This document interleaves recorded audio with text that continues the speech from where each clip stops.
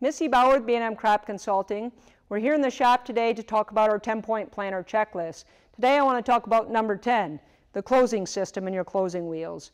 So this is an important part of the planner. We're going to go through, we got to create our good V-trench, hopefully uniform, got our seed down in there. Now we got to get this thing closed up. So first of all, what we got to think about is just what's the goal? What are we trying to do? We're trying to get this closed, have firm enough soil around that seed itself, and really not have a seam that's going to want to pop back open. So we're trying to do two things. Close the trench, which is the obvious, but number two that a lot of people forget about is the firming action around the seed itself. If this soil around here is too fluffy, we're not going to do a good job pulling water into that seed uniformly from this seed to the next seed on down the line, and it's going to cause a lot of variation and emergence. So your closing wheel system is pretty critical to make sure, one, you're closing, you don't have any seams out there, but number two, that you're also getting enough firming action.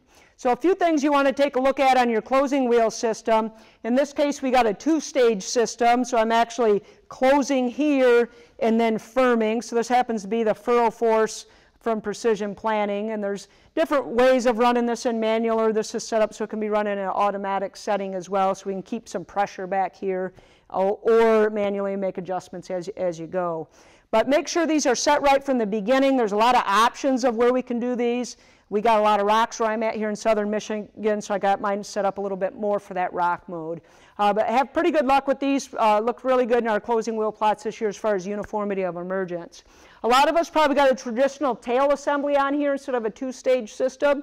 Remember, one of the most critical things on these is making sure they're staying centered. So what I find often when we go do planter inspections is that these are not centered, they're running off to one side or the other. I've got this particular tail wheel assembly set up. It's a Yetter tail wheel assembly with two cast iron closing wheels.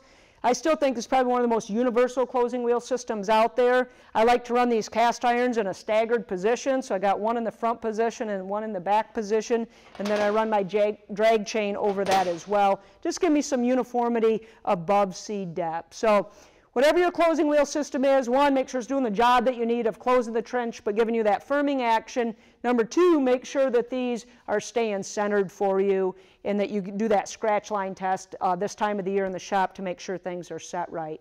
We have a lot more information for you on closing wheels. If you check out our full video series here at the link below, we've got some great information there dealing with this and how to do a better job of setting your closing wheels. So check out that link, and we got some special discounts there for you today as well.